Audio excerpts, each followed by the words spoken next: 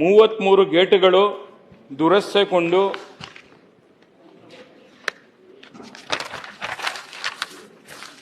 ದುರಸ್ತಿಗೊಂಡಿರತಕ್ಕಂಥದ್ದು. ಈ ಒಂದು ದುರಸ್ತಿ ಕಾರ್ಯವನ್ನು ಹಂತ ಹಂತವಾಗಿ ಕೈಗೊಳ್ಳಲು ಬೇಡಿಕೆ ಹೊಂದಿದ್ದು ಸರ್ಕಾರ ಈ ಒಂದು ಯಾವುದೇ ಎಲ್ಲ ಗೇಟ್ಗಳನ್ನು ಕಿತ್ತಾಕಿದೆ. ಮುಂಗಾರು ಮಳೆ ಆರಂಭವಾಗುವ ಮುನ್ನ ಎಲ್ಲ ಗೇಟ್ಗಳನ್ನು ಅಳವಡಿಸಬೇಕು.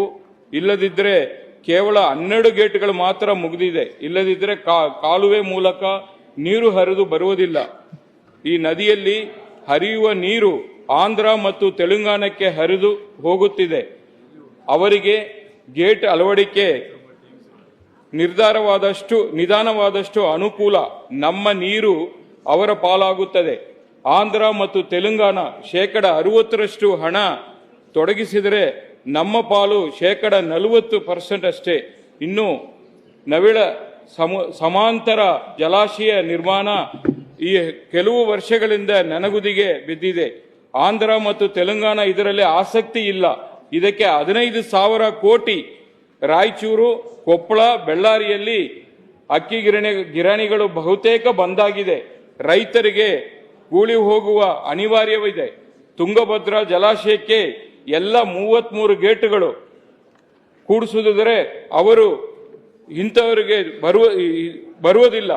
ಸರ್ಕಾರಕ್ಕೆ ಈ ಪರಿಸ್ಥಿತಿ ಮೊದಲೇ ತಿಳಿದಿದ್ದು ಪರ್ಯಾಯ ಯೋಜನೆ ರೂಪಿಸಲು ಸಮಯವಿದ್ದು ಕೇಂದ್ರದ ನರೇಗಾ ಯೋಜನೆ ವಿರುದ್ಧ ಹೋರಾಟ ನಡೆಸಿದವರಿಗೆ ಈ ಪ್ರದೇಶ ರೈತರ ಭಾವನೆಗೆ ಅರ್ಥವಾಗಲಿಲ್ಲ.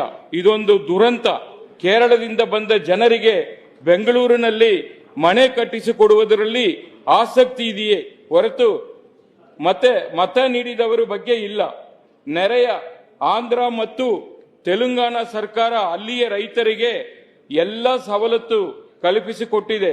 ಅಲ್ಲಿಯ ರೈತರ ಮಕ್ಕಳು ನಮ್ಮಲ್ಲಿ ಮೆಡಿಕಲ್ ಸೀಟು ಖರೀದಿ ಮಾಡಲು ಬಂದರೆ ನಮ್ಮ ರೈತರು ಬೆಂಗಳೂರಿನಲ್ಲೇ ಕೂಲಿ ಕೆಲಸ ಮಾಡುತ್ತಾ ಮಕ್ಕಳನ್ನು ಬೀದಿಯಲ್ಲಿ ಆಟವಾಡಲು ಬಿಡುವ ಪರಿಸ್ಥಿತಿ ನಮಗೆ ಬಂದಿದೆ.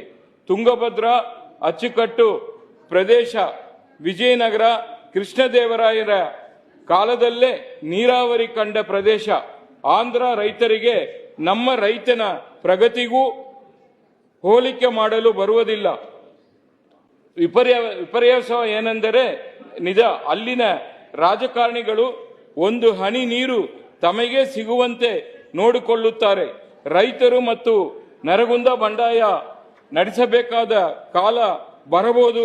ಅದರಿಂದ ಸರ್ಕಾರವು ತಕ್ಷಣವೇ ಎಚ್ಚೆತ್ತುಕೊಂಡು ಅತಿ ಶೀಘ್ರದಲ್ಲಿ ಎಲ್ಲ 33 ಗೇಟ್ಗಳನ್ನು ಅಳವಡಿಸಬೇಕೆಂದು ಮಾನ್ಯ ಉಪಮುಖ್ಯಮಂತ್ರಿಯಲ್ಲಿ ಕೇಳಲಿಕ್ಕೆ ಬಯಸ್ತಾ ಇದ್ದೀನಿ.